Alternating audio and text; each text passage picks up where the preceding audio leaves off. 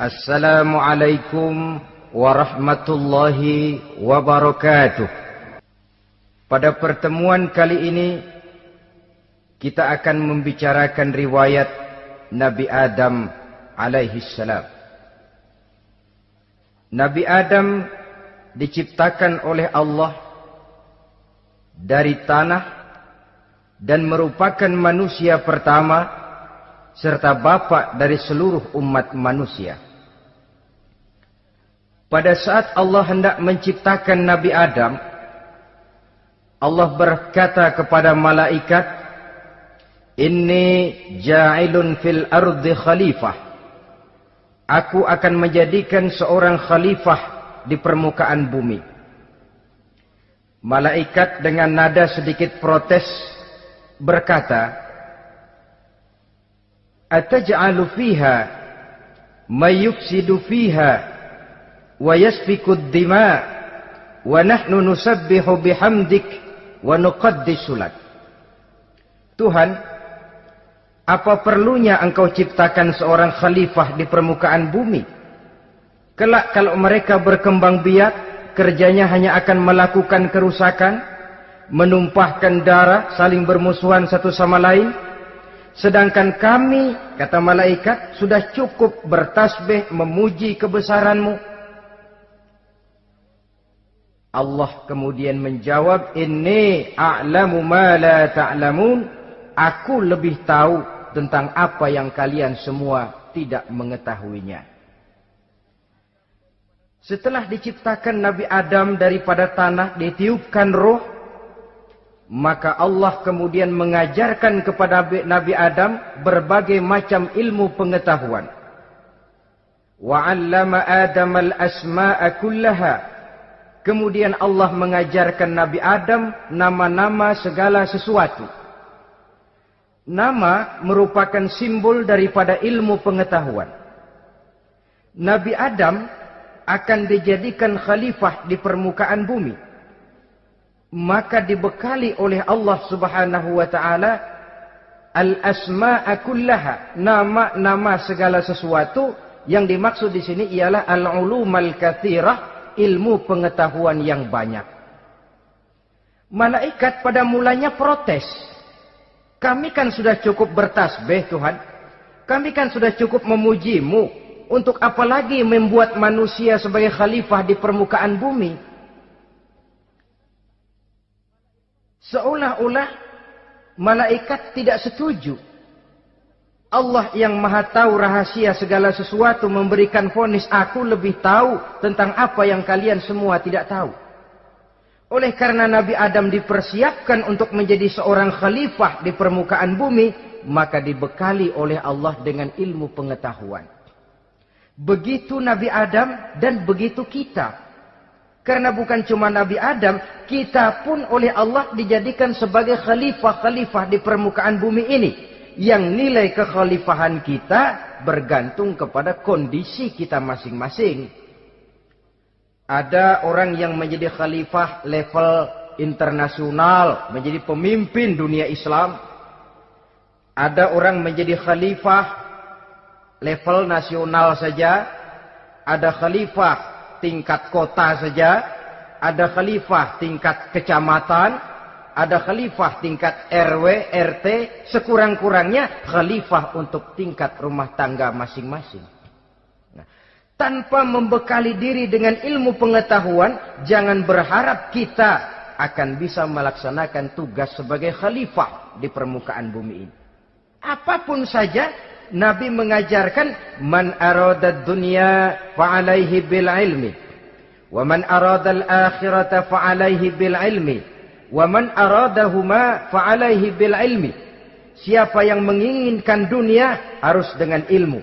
Yang menginginkan akhirat juga harus dengan ilmu. Yang menginginkan dunia akhirat juga harus dengan ilmunya. Tanpa dasar ilmu, maka manusia tidak akan bisa menjalankan tugas kekhalifahan. Setelah diajarkan Adam nama segala sesuatu, dikonfrontir, dihadapkan dengan malaikat. Hei malaikat, kalau tadi kamu bilang buat apa perlunya menciptakan khalifah? Nih bentuknya. Adam. Sekarang, hai malaikat, coba kamu sebutkan nama segala sesuatu ini yang ada di sini ini. Malaikat berkata, Subhanaka la ilma lana illa ma 'allamtana. Ya Allah, kami tidak punya ilmu, kami tidak tahu semua itu kecuali apa yang telah Engkau ajarkan kepada kami. Kalau kamu tidak sanggup, Adam, sebutkan nama-nama semua itu. Adam menyebutkannya dengan lancar. Ketika itulah Allah memerintahkan malaikat untuk sujud kepada Nabi Adam alaihi salam. Sujud di sini bukan sujudul ibadah, sebab sujud ibadah kepada yang selain Allah haram. Tapi sujud di sini sujudut tawadhu' i'tirafan bifadli Adam. Sujud merendahkan diri sebagai pengakuan terhadap keutamaan dan kelebihan Nabi Adam. Maka orang yang banyak ilmunya lebih utama dari orang yang hanya banyak ibadahnya. Bahkan iblis lebih takut kepada orang alim yang sedang tidur daripada orang goblok yang lagi ibadah. Model ini diceritakan dalam Ihya-nya Imamul Ghazali. Iblis masuk ke masjid mau menggoda orang lagi sholat. Sudah masuk di pojok masjid, dia lihat orang lagi tidur. Ngacir iblis keluar, cepat benar. Pucat mukanya. Ketemu di jalan sama temannya. Kenapa lari, Mas?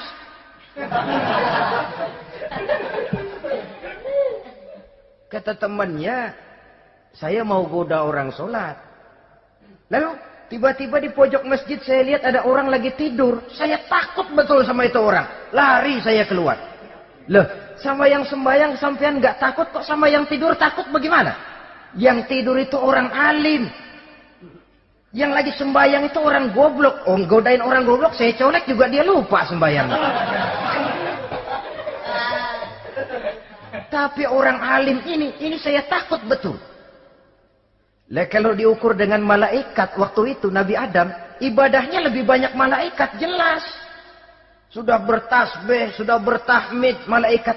Nabi Adam baru diciptakan. Tapi kenapa Allah perintah malaikat sujud kepada Adam? I'tirafan bifadli Adam. Keutamaan Nabi Adam. Pantas untuk diserahi tugas sebagai khalifah mengatur kehidupan di muka bumi. Kalau malaikat yang jadi khalifah di dunia ini, nggak rame dunia. Coba, malaikat material, harta nggak perlu. Seksual nggak perlu. Dunia ini hambar. Justru dunia ini menjadi ramai setelah manusia diberikan fungsi sebagai malaikat, sebagai khalifah oleh Allah Subhanahu wa taala. Saudara-saudara kaum muslimin rahimakumullah, setelah nyata kelebihan Nabi Adam, maka Allah perintahkan Nabi Adam tinggal di surga dengan segala kenikmatan yang ada di dalamnya. Tapi lantaran sendirian, kesepian Nabi Adam ini. Allah Maha Tahu, maka diciptakannya pasangannya, yaitu Siti Hawa dari tulang rusuk yang sebelah kiri. Sehingga Nabi pernah pesan begini, Istausu bin nisa fa innahunna khuliqna min dhil'in. Hati-hati kamu ngadepi perempuan. Yang tolong dengar nih yang laki-laki, yang perempuan belaga budak aja dulu lah. Hati-hati kamu ngadepi perempuan.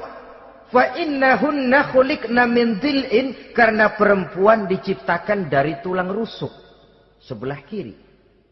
Apa watak tulang rusuk? Tulang rusuk itu kan bengkok. Perempuan tuh begitu, didiemin aja bengkok terus, dikerasin patah.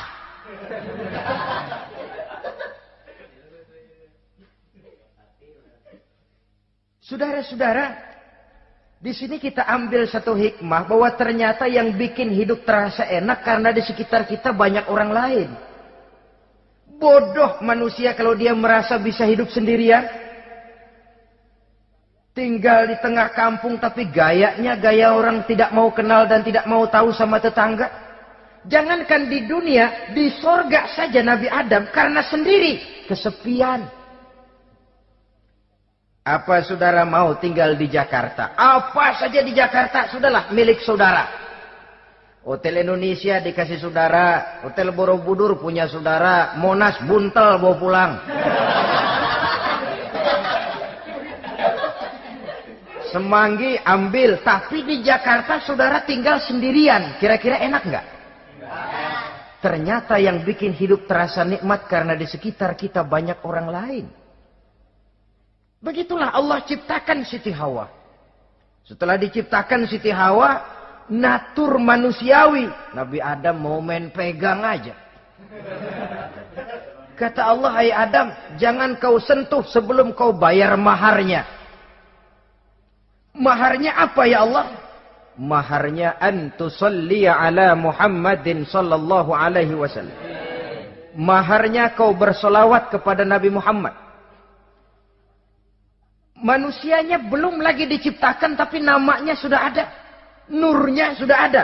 Bahkan dijadikan mas kawin antara Adam dengan Hawa. Karena itu dalam Islam sebenarnya urusan kawin itu bukan yang sulit. Maka jangan dipersulit. Tapi juga jangan digampang-gampangin.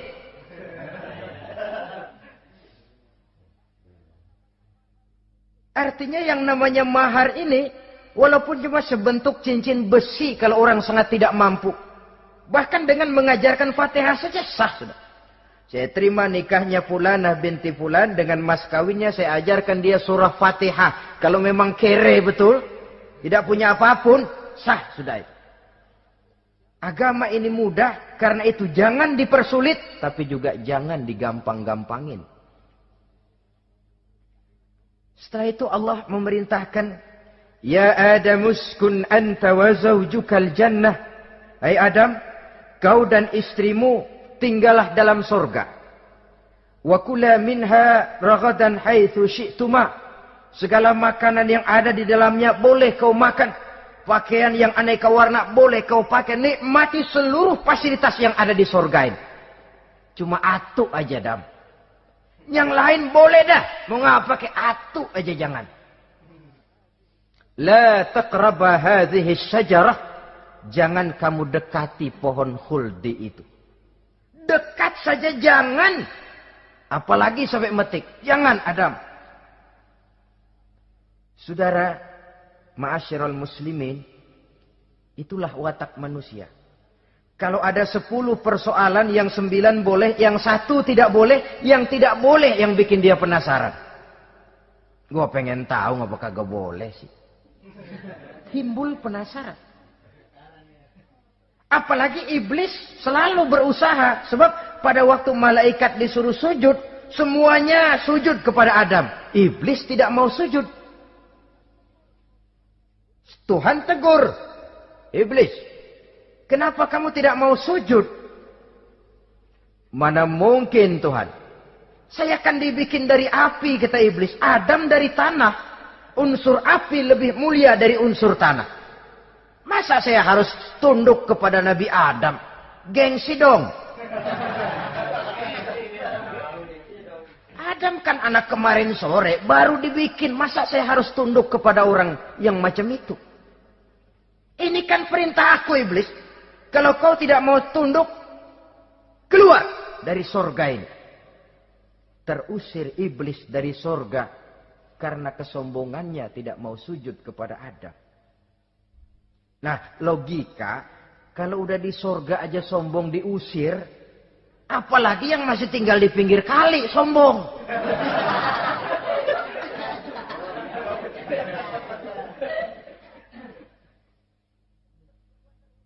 Tapi sejak peristiwa terusirnya itu, iblis bikin proklamasi. Apa proklamasi iblis? Rabbi fanzirni ila yaumi yub'asun. Ya Allah, gara-gara Adam saya diusir dari surga. Saya minta kepadamu ya Allah, beri saya kesempatan sampai hari manusia dibangkitkan. Kata Tuhan, innaka minal munzarin. Oke, silakan. Mau apa iblis? Rabbi bima aghwaytani la uzayyinanna lahum fil ardi wa la ughwiyannahum ajma'in. Ya Tuhan, disebabkan engkau telah menyesatkan aku, akan aku hiasi mereka manusia dengan kejahatan yang ada di muka bumi ini. Dan aku akan sesatkan mereka semua. Ini proklamasi iblis. Gara-gara Adam saya terusir dari surga. Maka sejak saat ini Adam dan seluruh keturunannya musuh bebuyutan saya. Akan saya lakukan segala macam cara untuk menggelincirkan manusia. Agar mereka menjadi orang yang engkau murkai ya Allah. Kemudian Allah memberikan jawaban. Dialog ini saudara bisa lihat dalam surah Al-Hijr. Ayat 40, 41 sampai 44. Kata Allah apa? Inna ibadi laisa laka alaihim sultanun illa manittaba'aka minal ghawin. Silahkan iblis. Yang lain barangkali bisa kau goda. Kecuali hamba-hambaku yang benar-benar hambaku. Engkau tidak akan punya daya mempertipu mereka. Engkau tidak akan punya kemampuan menggelincirkan mereka. Kecuali kalau memang mereka sudah mau ikut pengaruhmu. Sepanjang mereka benar-benar menjadi hambaku, kata Allah. Hamba Allah yang sebenarnya. Mereka di luar kekuasaanmu, iblis. Tapi kalau mereka sudah turun menjadi hamba harta, hamba dunia, hamba pangkat, budak jabatan. Mereka itu yang bisa kau gelincirkan. Selama mereka masih tetap sebagai hambaku, kata Allah. Mereka di luar jangkauan kekuatan dan kekuasaanmu, iblis. Nah, sejak saat itu kan iblis selalu nyari jalan. Nyari lantaran bagaimana Adam nih. Supaya dia tergelincir. Gara-gara dia saya diusir dari surga. Nguping terus iblis. Sampai akhirnya dia dapat berita tentang dilarangnya Nabi Adam mendekati pohon khuldi itu. Satu hari dengan muka sedih. Ya, iblis itu the best actor. Aktor ulung dia. Dengan roman muka sedih. Dia datang kepada Nabi Adam dan Siti Hawa. Kata Nabi Adam, iblis. Ente kok tampangnya demek amat sih?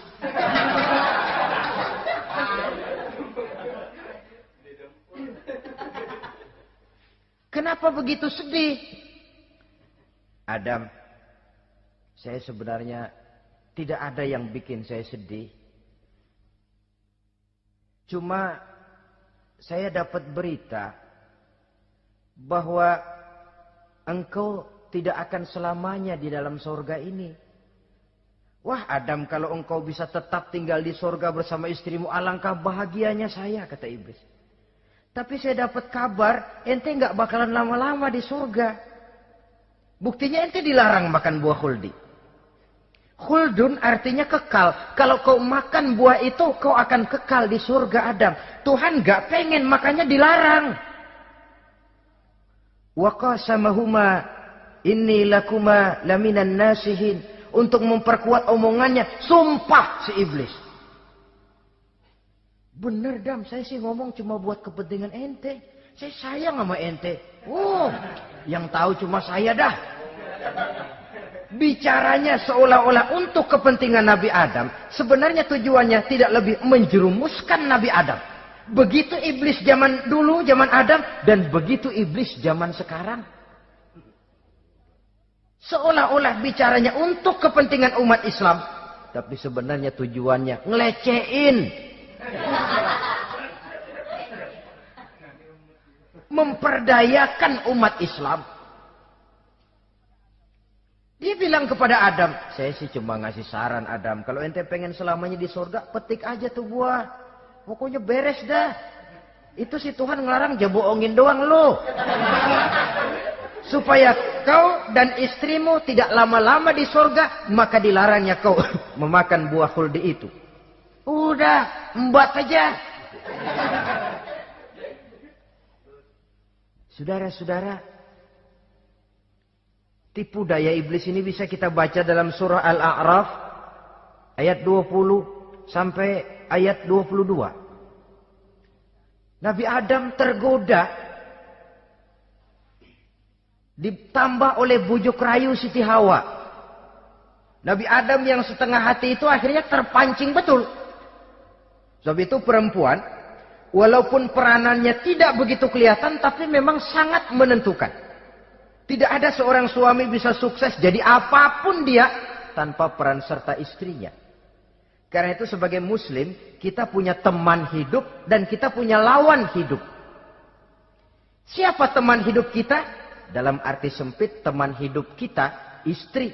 Kalau dia istri tentu suami yang taat kepada Allah dan Rasulnya. Dalam arti luas, teman hidup kita ialah setiap muslim. Setiap orang yang pandangan hidupnya sama dengan kita. Itu teman hidup. Lalu lawan hidup kita siapa? Lawan hidup kita secara mutlak iblis dalam segala bentuknya. Iblis yang berbentuk halus, ini ngusirnya ada lebih gampang. Konon ya, iblis setan itu kalau dengar orang azan kan lari. Takut dia. Dibacakan bismillah, minggir. Yang sulit diusir ini iblis yang berbentuk manusia. Diazanin nyengir.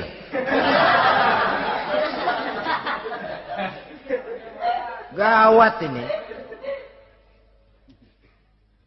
Saudara-saudara, ini musuh dalam artian mutlak. Sedangkan musuh dalam artian ideologis, setiap orang yang pandangan hidupnya tidak sama dengan kita. Bahasa langsungnya, setiap orang di luar Islam. Secara ideologis. Ya. Adapun secara manusiawi, kita tetap toleransi, saling menghormati, setuju dalam perbedaan pendapat. Kembali kepada prinsip, lakum dinukum. Kewajiban saling menghormati sesama manusia. Tapi secara ideologis tidak ada kompromi. Begitulah Nabi Adam tergoda. Dan begitulah iblis selalu menggoda keturunan-keturunan Nabi Adam. Sampai kepada kita sekarang ini. Tiap kali kita hendak melakukan berbagai kebaikan, iblis ini mulai bisik kasa, kusuk, kesek. Saudara tadi dari rumah mau berangkat niat dengerin ceramah macam ini. Apa dikira iblis enggak? Wah, gatal iblis. Kata iblis, alah jangan bertingkah lah dengerin ceramah. Ceramah mah urusan 70 ke atas. Ente masih muda. Berjuang kita. Jihad, bismillah. Tidak, saya mau dengar ceramah. Berangkat kita ke tempat ini. Sampai di sini apa dikira iblis diam? Enggak. Dia bisikin lagi. Iya. Lu hadir ke sono dah. Cuma nyampe sono lu ngomong aja ngomong dah. Ustadz mah jangan didengerin, ngomong aja udah. Perang lagi jihad, saya nggak mau ngomong, mau dengerin betul-betul. Kata iblis, iya lo dengerin dah, jangan ngomong, cuman pules.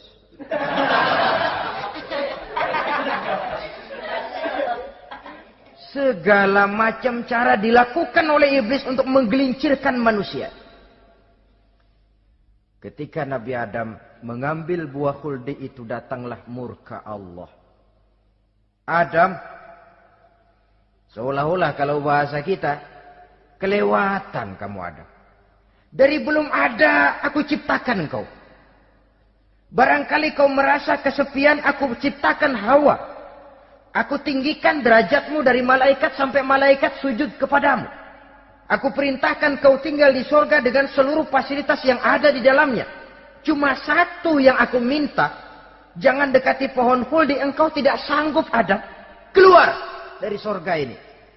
Terusir Nabi Adam dan Siti Hawa dari surga. Turun ke dunia ini. Turun terpisah lagi. Ya Allah. Orang itu kalau biasa susah, ketemu susah sih menglalap namanya. Makanannya. Tapi biasa seneng ketemu susah.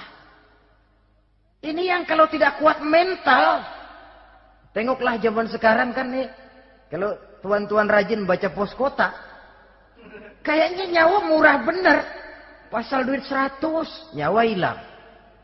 Pasal diputusin pacar, begon ditenggak. Gantung diri pakai tali plastik. Murah betul kelihatannya jiwa itu. Sehingga pantas kalau Nabi pernah katakan irhamu salasatan minan nas, sayangilah 3 macam manusia. Pertama, azizan zalla, orang mulia yang jatuh hina. Pejabat tinggi kalau pensiun kesian bener. Ya Allah. Udah nggak ada yang ngasih hormat, tanda tangan nggak laku. Azizan zalla, orang mulia yang jatuh hina. Yang kedua, ghaniyan qad iftaqara, orang kaya jatuh miskin. Dari hidup serba ada jatuh melarat. Yang ketiga, faqihan yal'abu bihil juhal, ahli fikih ngerti hukum tapi dipermainkan oleh orang-orang bodoh yang kebetulan punya kekuasaan. Lalu keluar fatwa sesuai dengan pesan sponsor. Yang halal bisa jadi haram, yang haram dibikin remeng-remeng. Ahli fikih dipermainkan oleh orang bodoh. Kasihan betul. Terpisah Adam dengan Hawa ini. Adapun Nabi Adam turun menyesal dengan seluruh kesalahannya. Sujud, taubat, menangis. Menurut riwayat, 300 tahun beliau sujud. Seraya membaca Rabbana zalamna anfusana wa illam taghfir lana wa tarhamna lanakunanna minal khasirin. Ini doanya Nabi Adam. Ya Allah, kami telah zalim kepada diri kami sendiri. Andai kata engkau tidak kasihan, tidak memberikan ampun kepada dosa yang kami lakukan, sungguh kami termasuk ke dalam golongan orang-orang yang rugi. Ini yang dibaca Nabi Adam dalam taubatnya. Di akhir taubatnya, Nabi Adam munajat kepada Allah. Ya Allah, dengan kebesaran Muhammad, ampunilah dosa saya. Allah tegur, kaifa araftahu ya Adam walam akhluqhu. Dari mana kau bisa tahu nama Muhammad Adam, padahal aku ciptakan saja belum manusianya. Kata Nabi Adam, pertama, ketika engkau ciptakan saya, engkau tiupkan ruh ke dalam jasad saya, terbuka mata saya memandang ke bawah arasmu. Di sana nampak dengan jelas tertulis di kaki arasmu, La ilaha illallah Muhammadur Rasulullah. Taulah saya bahwa Muhammad ini orang yang paling dekat dengan engkau ya Allah. Sampai namanya bergandengan dengan namamu di kaki arasmu. Yang kedua, ketika saya hendak menyentuh Hawa, kau juga yang mengatakan jangan kau bayar maharnya sebelum kau bersolawat kepada beliau. Saudara hadirin yang saya hormati, Nabi Adam diterima taubatnya oleh Allah. Kemudian dipertemukan kembali dengan Siti Hawa setelah sekian lama berpisah. Pertemuan itu terjadi di satu dataran luas, di satu padang yang luas, yang sampai sekarang dinamakan dengan Padang Arafat. Tempat para ibadah haji melakukan wukuf, yaitu puncak pelaksanaan ibadah haji. Dan pertemuan itu sendiri terjadi di atas sebuah bukit kecil yang diabadikan dengan nama Jabal Rahmah di kawasan Arafat itu. Di atas Jabal Rahmah itu ada satu monumen kecil untuk mengabadikan pertemuan Nabi Adam dengan Siti Hawa. Lalu tinggallah keduanya di permukaan bumi ini. Oleh Allah diberikan karunia keturunan yang banyak. Dan tiap kali lahir kembar. Kembarnya laki perempuan, laki perempuan, laki perempuan. Dari sinilah berkembang biak manusia.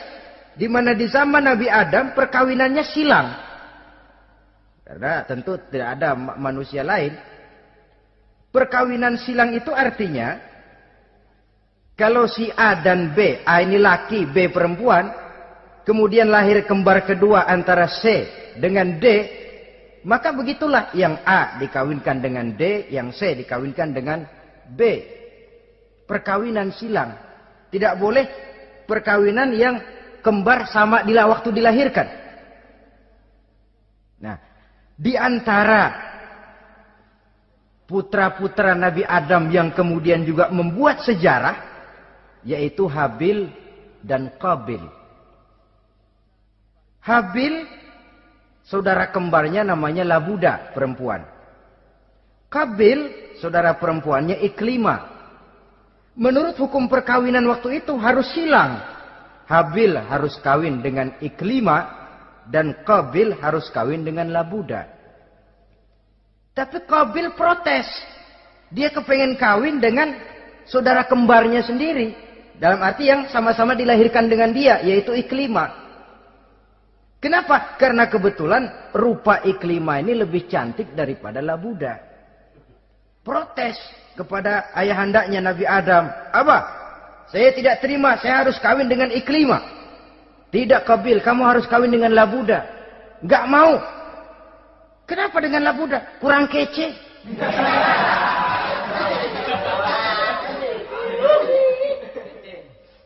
Bertengkar, Nabi Adam tidak berhasil menyelesaikan. Lalu diserahkan saja kepada Allah. Kata Allah begini saja, bikin korban. Kamu berdua, Habil, Kabil. Siapa yang korbannya aku terima, dia boleh kawin sama Iklimah. Ternyata korban yang diterima adalah korbannya Habil. Jadilah Habil kawin dengan Iklimah. Tapi Kabil tidak puas. Dendam kesumatnya timbul, iblis ngilikin. Kresek. Akhirnya dibunuh saudaranya Habil ini.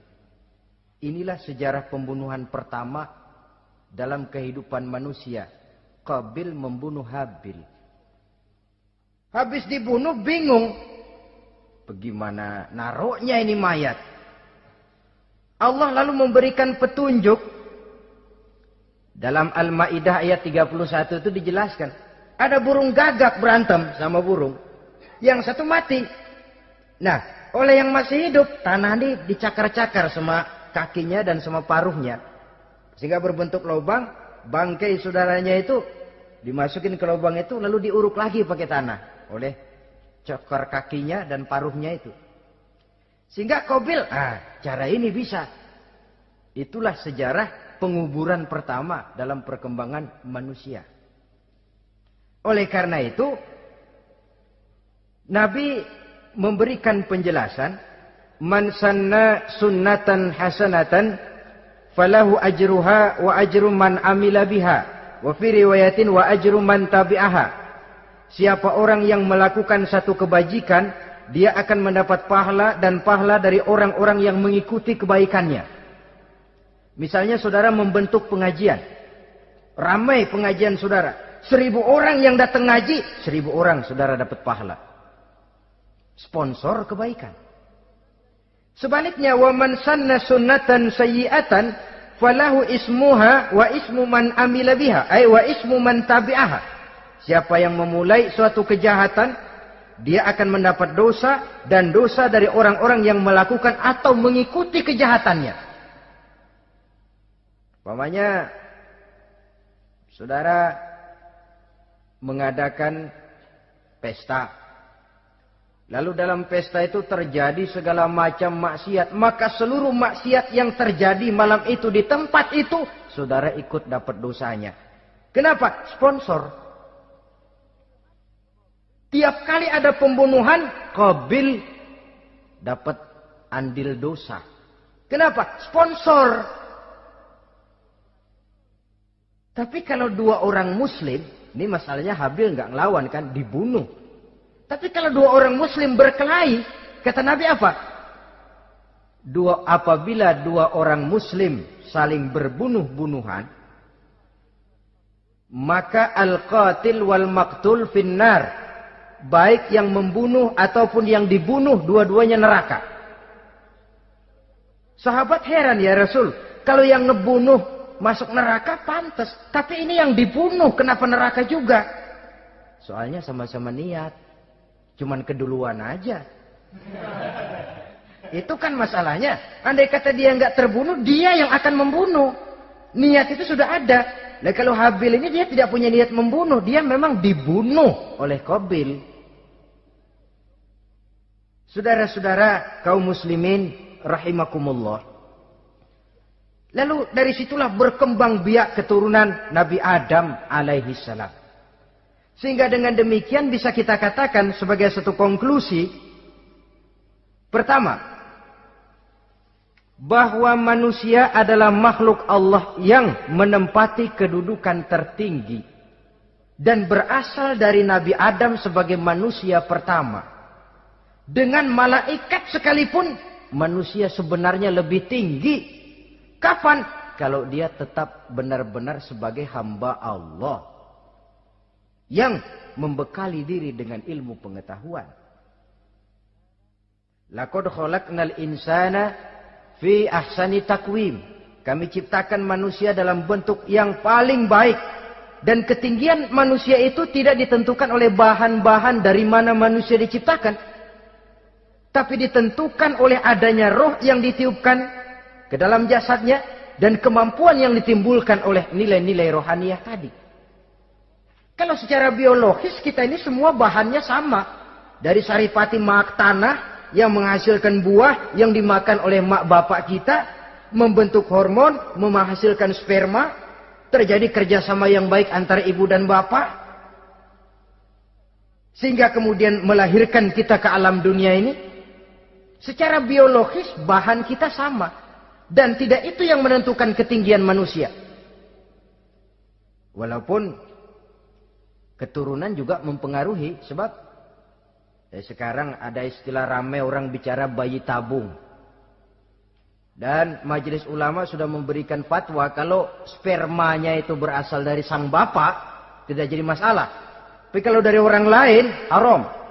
Yang lebih celaka lagi di negara maju, tidak lewat proses alam rahim. Jadi dalam satu tabung yang diberikan suhu yang mirip dalam kandungan, di situ dipertemukan antara sperma, air mani laki-laki, dengan ovum, air mani perempuan. Diberikan suhu yang mirip dalam kandungan, dan itu diharapkan bisa menghasilkan manusia lewat tabung kaca itu. Saya tidak sanggup bayangkan kalau sekarang orang tanya asal-usul kita, kan kita masih enak jawab. Kamu anak siapa? Oh, bapak saya Fulan, ibu saya Fulana. Oh, kenal saya. Tapi manusia yang akan datang kalau proyek ini berhasil, bapakmu siapa? Enggak tahu, saya dulu keluar dari tabung, Pak. Rendah betul martabat manusia. Sama saja dengan ada perempuan pernah protes, Pak, Islam itu enggak adil katanya. Kenapa? Masa dalam Islam laki-laki boleh kawin lebih dari satu, tapi perempuan nggak boleh kawin lebih dari satu. Supaya sama-sama adil, boleh dong perempuan punya laki lebih dari satu. Saya bilang, justru disitulah Islam itu hendak menjaga martabat manusia. Kalau seorang suami punya istri empat-empatnya lalu hamil, bapaknya jelas. Tapi kalau perempuan satu punya suami 4, lalu hamil, bapaknya yang mana ya?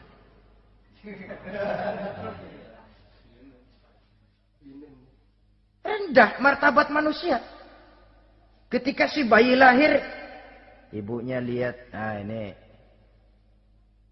jidatnya kayak si A ini. Ah, sudah ini anakmu saja nih, jidatnya jidat kamu. Kata, antar dulu jidat saya, tapi kuping B ini nggak mau saya. Terkatung-katung si anak tanpa tahu kemana dia mesti manggil bapak. Ibu daftarin anak ke sekolah, Pak Guru tanya lagi, ini bin siapa Bu? Bingung lah, udah tulis Bu, bin rame-rame.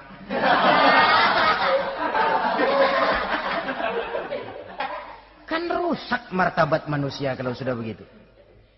Justru Islam ini menjaga ketinggian martabat manusia. Jadi manusia itu fi ahsani taqwim. Kapan? Kalau dia bisa menjaga kehambaannya di hadapan Allah dengan melaksanakan fungsi sebagai khalifah di permukaan bumi. Tapi bila dia sudah tidak lagi menjadi hamba Allah, tidak lagi berfungsi sebagai khalifah, dia sudah masuk summa radadnahu asfala safilin. Kami kembalikan ke tempat yang paling rendah, lebih rendah dari binatang sekalipun. Kalau dia tetap menjaga posisinya lebih tinggi dari malaikat. Oh, malaikat saja sujud kepada Nabi Adam. Apalagi kepada makhluk-makhluk yang lain manusia ini. Tapi kalau dia tidak pandai, lebih rendah daripada binatang. Inilah uniknya makhluk bernama manusia. Dengan posisinya dia bisa menjadi lebih tinggi dari malaikat, tapi juga dia bisa meluncur lebih rendah daripada binatang. Untuk menjaga itulah diperlukan agama dalam kehidupan kita sekarang ini. Bukan cuma sebagai lipstick, tapi sebagai pedoman, sebagai way of life yang akan mewarnai cara kita berpikir, state of mind, rule of thinking, cara kita memandang kehidupan ini diwarnai oleh nilai-nilai agama. Dengan demikian, maka manusia bukan keturunan kera.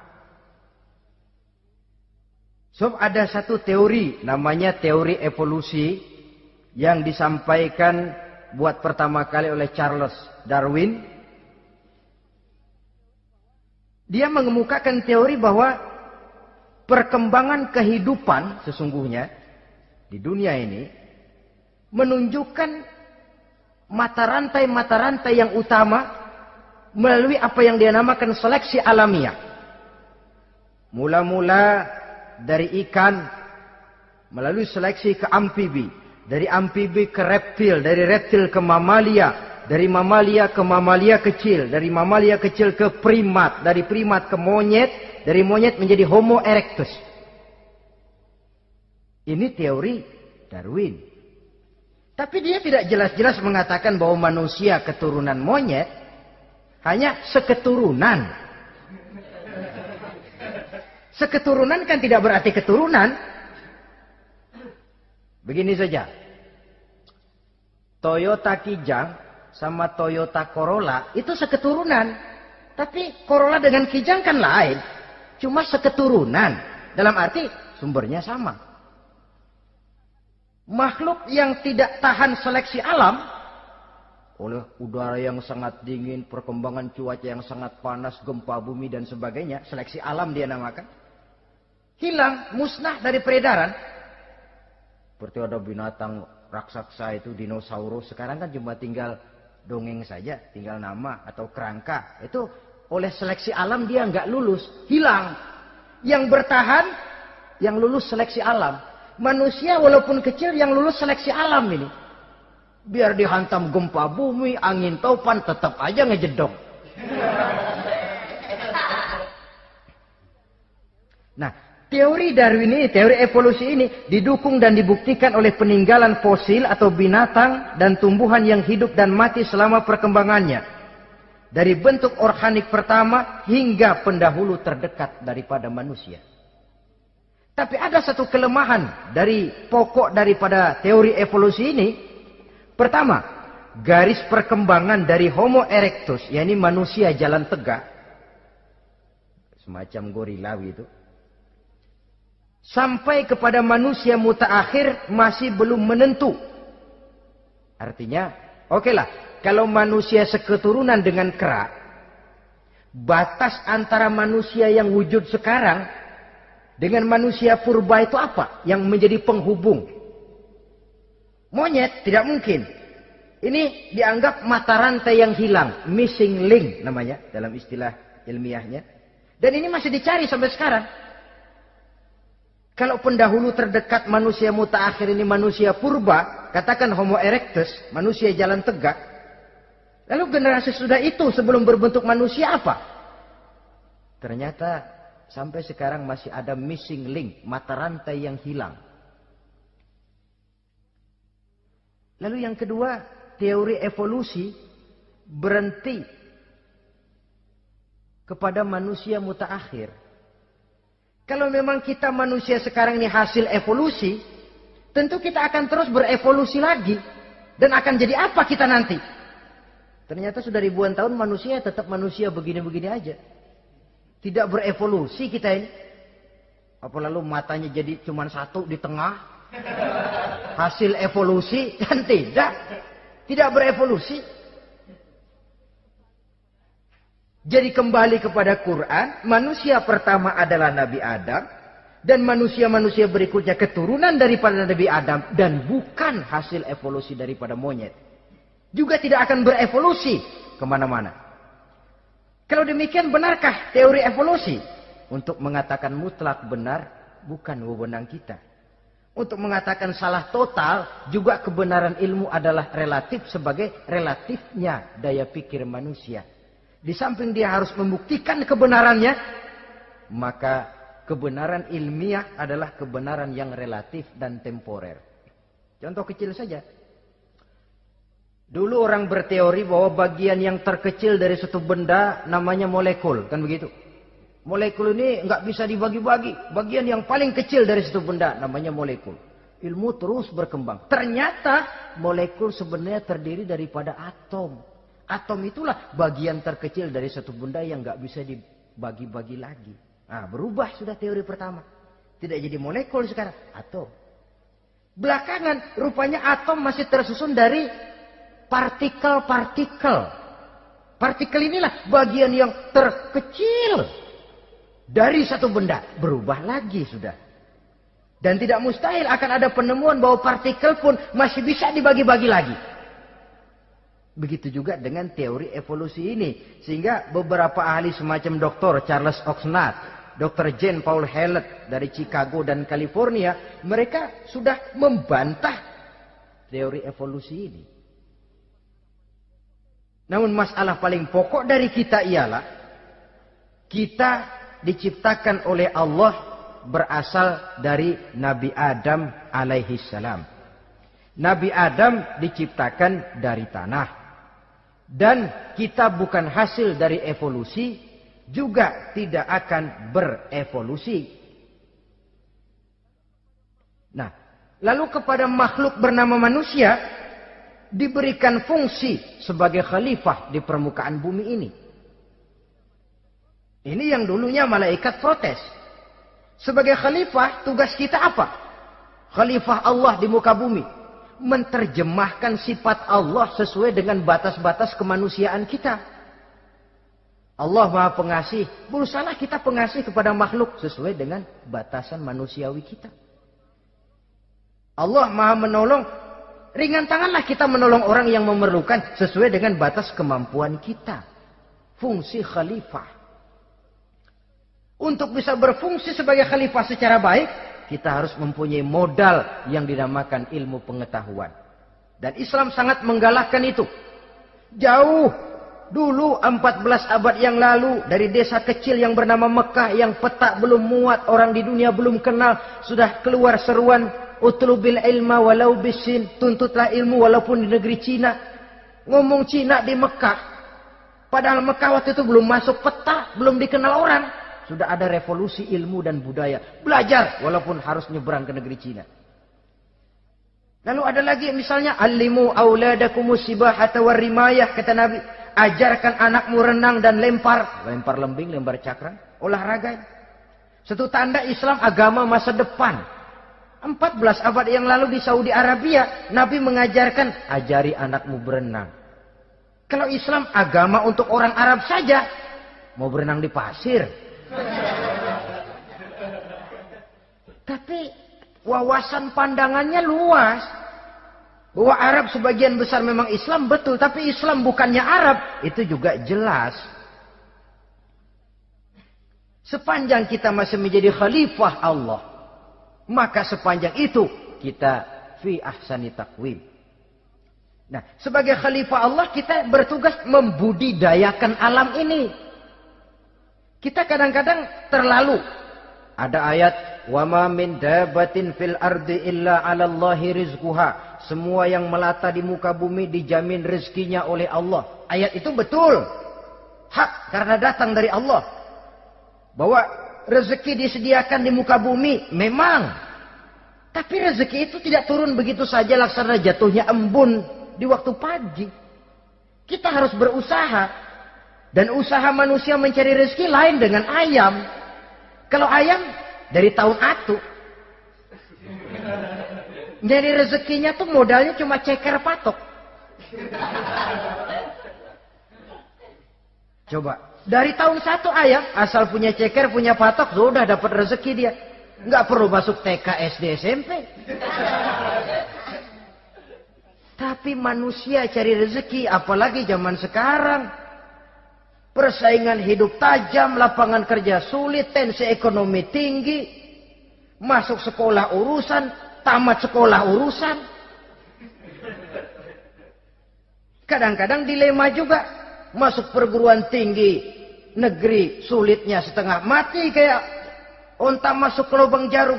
Masuk perguruan tinggi swasta yang favorit biayanya selangit.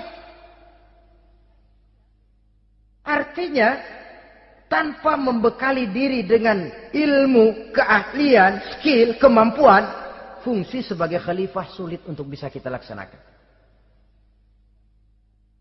Saudara-saudara kaum muslimin yang berbahagia.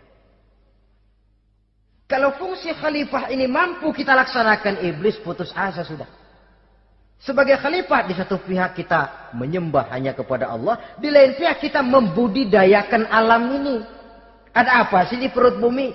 Minyak, gas, timah, emas.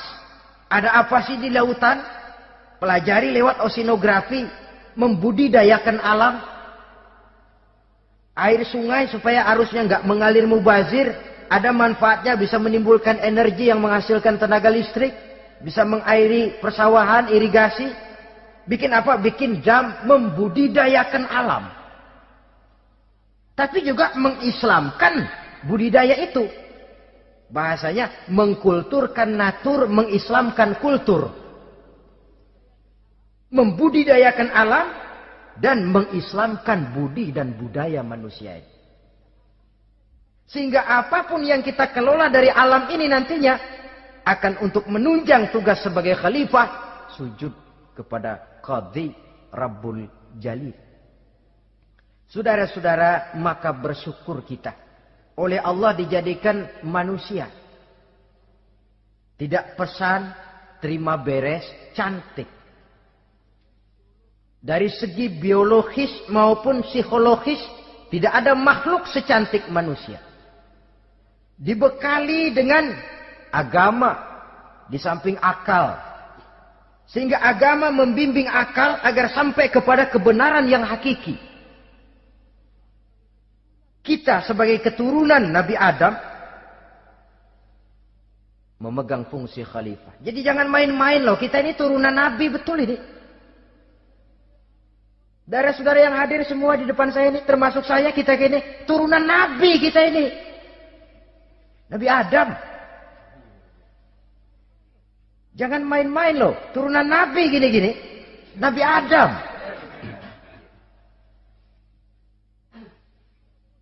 Sayang kalau posisi yang tinggi kita tidak melaksanakan fungsi yang tinggi. Sayang betul. Sebab itu manusia harus adil kepada dirinya dalam arti menjaga diri dari sesuatu yang bisa menghancurkan ketinggiannya dalam pandangan Allah. Jadi kalau kita sudah lemparkan diri ke meja judi, hanyutkan diri ke tempat mabuk, hancurkan diri di tempat maksiat, itu sudah tidak adil kepada diri sendiri. Tidak bisa menjaga ketinggian yang diberikan Allah kepada kita. Dikasih baju bersih, dicemplungin di comberan, diinjek-injek lagi. Kita ini diciptakan fi ahsani taqwim. Masa mau turun berbuat seperti binatang, itu makhluk rendah? Masa mau mengikuti tipu dayanya iblis, yang dia sudah proklamasikan bahwa itu musuh bebuyutan kita? Innahu lakum aduwwum mubin. Setan musuhmu yang jelas dalam segala bentuknya. Saudara-saudara, nah, untuk berfungsi sebagai khalifah ini sekali lagi, bekali diri dengan ilmu pengetahuan.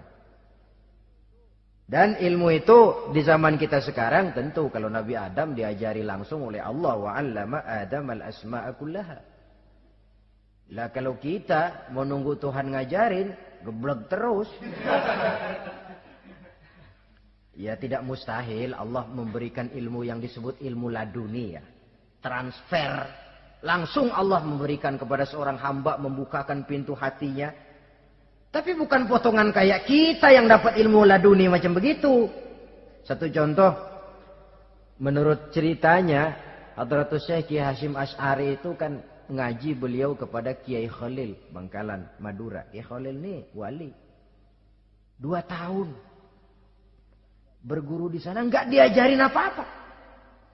Cuma kalau pagi nyari rumput. Tiap hari 2 tahun akhirnya. Hadratus saya bilang, Kiai saya kapan diajarin? Sudah Hasim kau pulang saja. Insya Allah kau alim. Itu aja pulang jadi orang alim. Ya di samping terus beliau belajar ke Mekah. Kita harus melalui proses belajar. Ini untuk menunjang tugas kekhalifahan kita. Sebagai hamba Allah dan sebagai khalifah Allah di permukaan bumi. Sehingga 2 tugas ini bisa kita laksanakan dengan sebaik-baiknya. Menjaga martabat manusia sebagai makhluk yang mulia dan keturunan dari Nabi Adam alaihissalam. Saudara-saudara, ini sajalah pembicaraan kita kali ini. Terima kasih banyak atas segala perhatian. Mohon maaf atas segala kekurangan. Usikum wa nafsi bitaqwallah. Aqulu qawli hadza. Wassalamu alaikum warahmatullahi wabarakatuh.